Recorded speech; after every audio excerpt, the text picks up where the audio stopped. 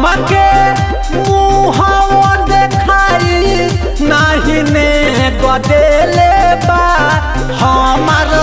भतरा परोसल खाली फेंक देले बा हमार भतरा परोसल खाली फेंक देले बा।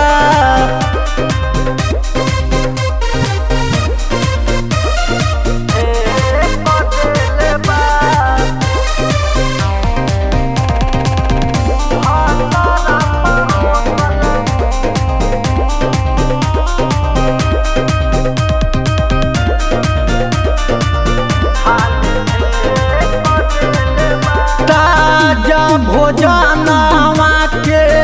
ले लेना स्वाद हो सजल सजावल मेहनत कइले बर्बाद हो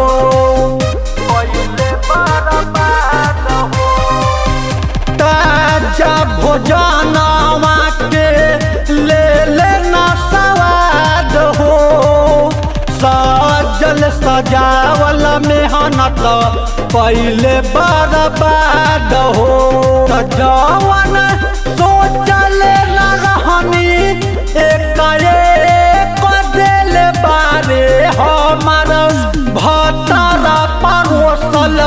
खाली फेंक दिल बा हमार भतरा परोसल खाली फेंक दिल बा।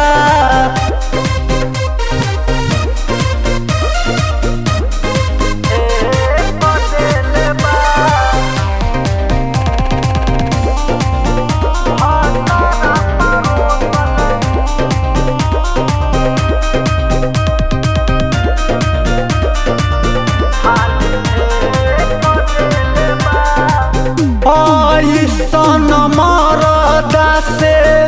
पड़ल बापाला करी कहाँ मनाही हमके बुझाला ऐसन मरदा से पड़ल बापाला करी कहाँ मनाही हमके बुझाला अब करी कई तो